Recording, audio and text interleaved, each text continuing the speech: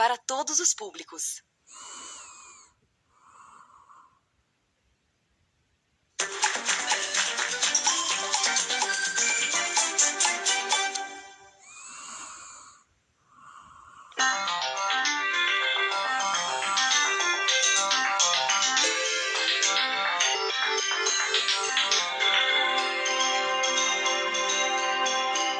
Atenção! Começa agora uma teleaula de processos de fabricação do curso profissionalizante. Você vai assistir a teleaula de número 72. Bons estudos!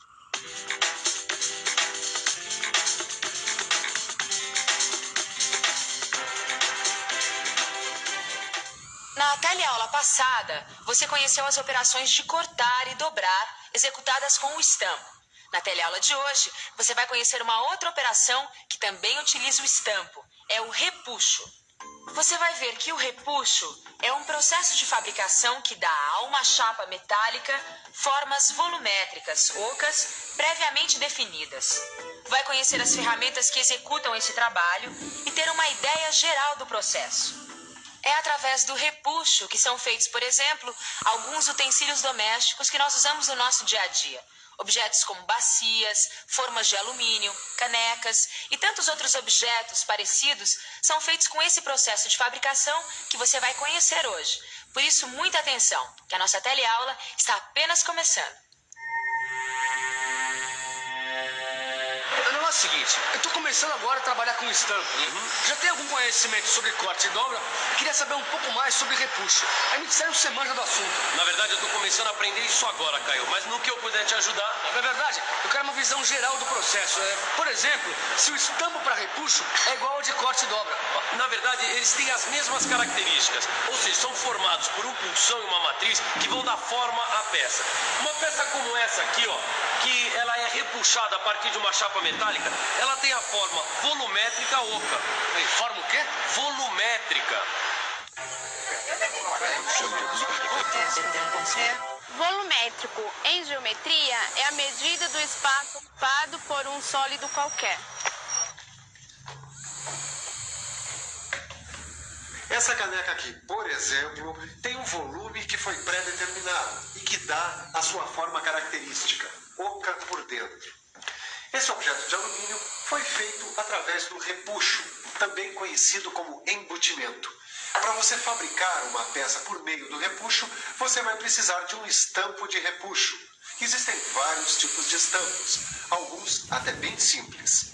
Esse estampo de repuxo simples tem custo mais baixo, mas é pouco usado porque apresenta um problema. Durante a operação, ele provoca a formação de rugas nas bordas da peça. Já os estampos de repuxo mais elaborados possuem um sujeitador, que é um prensa-chapas. Este dispositivo evita que as bordas apresentem rugas depois de repuxadas. Apesar do custo mais elevado, estes estampos são mais usados na operação de repuxar. A função do prensa-chapas é, como o nome diz, manter a chapa sob pressão para fazer com que a chapa deslize apenas para o interior da cavidade da matriz, sem formar rugas. Para que essa operação se processe com êxito, é necessário um cálculo envolvendo a regulagem da pressão. Quando uma operação de repuxo termina, acontece o seguinte: a peça já moldada fica presa à matriz do estampo de repuxar. Isso acontece devido à propriedade de recuperação elástica do material. Para retirar a peça da cavidade da matriz, existe um dispositivo chamado extrator. Em alguns estampos, este dispositivo possibilita a saída do material pela parte inferior. Em outros tipos de estampo, o extrator permite que a saída da peça seja efetuada pela parte superior. Agora você conhece a operação que permite fabricar esse tipo de objeto e a ferramenta utilizada nesse processo. Quer dizer, você foi apenas apresentado a esse processo de fabricação, porque existem ainda muitos detalhes nessa operação que você precisa conhecer. Um deles é o problema da folga, que se deve deixar entre o punção e a matriz do repuxo durante uma operação. Calcula-se a folga conforme o tipo de material, utilizando fórmulas específicas, que você encontra no seu livro de estudos. Os valores de folga correspondem à espessura do material mais um coeficiente empírico. Para uma chapa de 1 milímetro de espessura, por exemplo, esse coeficiente varia de 6% a 63%, dependendo do material. Agora, por que isso? Para evitar o excesso de atrito, que provoca rachaduras e marcas na peça repuxada. Se a folga não for calculada de modo correto, quer dizer, se ela for menor do que o necessário, o material repuxado tende a se romper. E se a folga for maior que o necessário, pode haver deformações no perfil. Se a folga for mal distribuída, pode ocorrer variação na altura. Uma outra coisa importante nesse processo é o problema da entrada e saída do ar. Para facilitar a saída do ar durante o repuxo, é utilizado um punção provido de orifícios. Esses orifícios têm a função de permitir a livre passagem do ar que se acha debaixo do punção, quando ele desce sobre a matriz para moldar a peça. Eles também permitem a entrada do ar quando o punção retrocede. Tá bom, Tito. Já deu pra ter uma visão geral do processo de fabricação. Mas uma dúvida que me ocorreu enquanto a gente conversava é se a operação de repuxo é feita de uma só vez. Quer dizer, se só com um movimento do estampo eu já consigo a forma final do produto. Olha, Caio, se a peça for simples, você consegue. Mas muitas vezes, dependendo da relação entre o diâmetro e a altura da peça que vai ser produzida, essa operação tem que ser feita por etapas. Por etapas? Como assim? O processo é feito de um modo em que o produto final vai se completando aos poucos, Caio. E como é que você calcula essas etapas? Aí vai depender da severidade do repuxo. Pera lá, severidade? O que é isso? Severidade do repuxo beta zero é a relação existente entre o diâmetro do Planck e o diâmetro do punção. Por exemplo, se a severidade do repuxo beta zero for menor ou igual à severidade máxima beta zero máxima que o material suporta, então é possível fazer a peça em uma única operação. Mas se a severidade do repuxo for maior que a severidade máxima, então será preciso dividir a operação em estágios. Uma peça pode ter, digamos, 3 estágios de conformação até chegar ao embutimento final. Um outro item importante nessa operação é a lubrificação. Existem vários tipos de lubrificantes: sólidos, líquidos e pastosos. Para cada tipo de material e características do processo, há um lubrificante adequado. Consulte os fabricantes para obter informações atualizadas.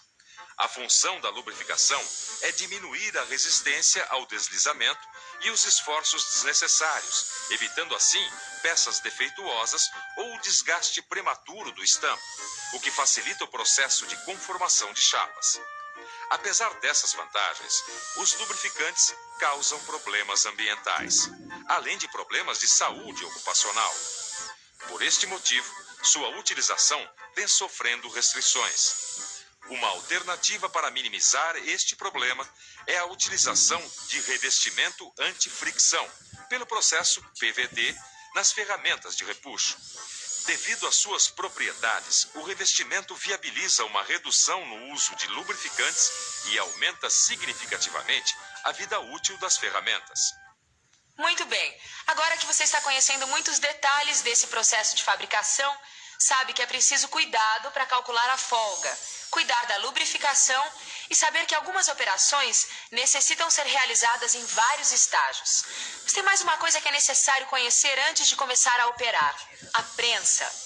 E que tipo de prensa a gente usa nessa operação, Tito? Bom, Caio, dependendo do trabalho, do tipo de força utilizada, das dimensões da peça, da quantidade, ou seja, da produção desejada, a escolha correta de uma prensa é um fator de grande produtividade.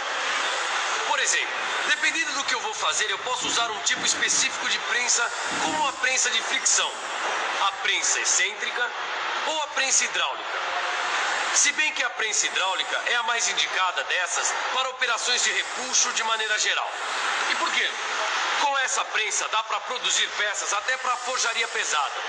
É que ela tem a vantagem de facilitar a regulagem da pressão do óleo. Com isso, você pode utilizar somente a força necessária de modo controlado do prensa-chapas.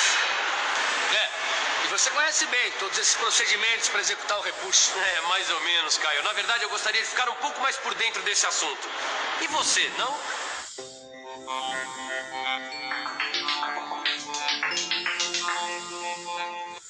O desenvolvimento da técnica de repuxar exige que sejam observados alguns procedimentos para que o repuxo tenha êxito. Por exemplo, se você tiver uma peça conformada deste modo, o ponto de partida para a conformação é obter um disco em chapa. As dimensões deste disco podem ser calculadas tanto gráfica como matematicamente. Consegue-se, deste modo, uma chapa com a forma adequada ao repuxo. Em ferramentaria, essa chapa é conhecida como blank. Conhecendo o diâmetro do blank, é possível calcular a severidade do repuxo. Neste caso, a severidade do repuxo é maior que a severidade máxima. Portanto, deve-se calcular o número de operações a ser executado. Em uma peça cilíndrica, deve haver uma redução de 40% do diâmetro do blank no primeiro estágio. Isto para conformar a peça com o diâmetro D1. Para os estágios seguintes, a redução deve ser de 20% até o embutimento final. No nosso caso, este embutimento é realizado em 5 operações. Ô Tito, valeu. Deu pra aprender muita coisa sobre o repuxo. Olha, deu pra reforçar tudo que eu tô aprendendo também, Caio. Mas por falar nisso, eu acho que tá na hora de uma boa revisão. E atenção, se liga aí que é hora da revisão. Na teleaula de hoje, você conheceu o processo de fabricação conhecido pelo nome de repuxo ou embutimento, através do qual são feitos, entre outras peças, utensílios domésticos como bacias e panelas de alumínio. Conheceu também a ferramenta usada na execução desta operação, os estampos de repuxo. Viu que os estampos podem ser simples ou mais elaborados, sendo que os primeiros possuem o inconveniente de causar rugas nas bordas da peça trabalhada. Já os mais elaborados evitam esse problema graças a um dispositivo chamado prensa-chapas. Constatou que a operação de repuxo tem que levar em conta a folga deixada entre o punção e a matriz para não provocar atrito, e que um repuxo, muitas vezes, pode necessitar de vários estágios até o embutimento final.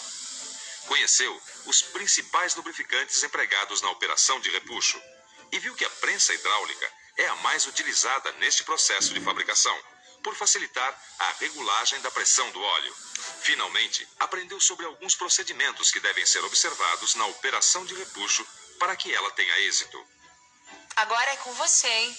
Não deixe de estudar com o auxílio do seu livro, para aprofundar todas as questões que você viu aqui. E é melhor você fazer isso enquanto ainda está quentinho, hein? Então, até a próxima.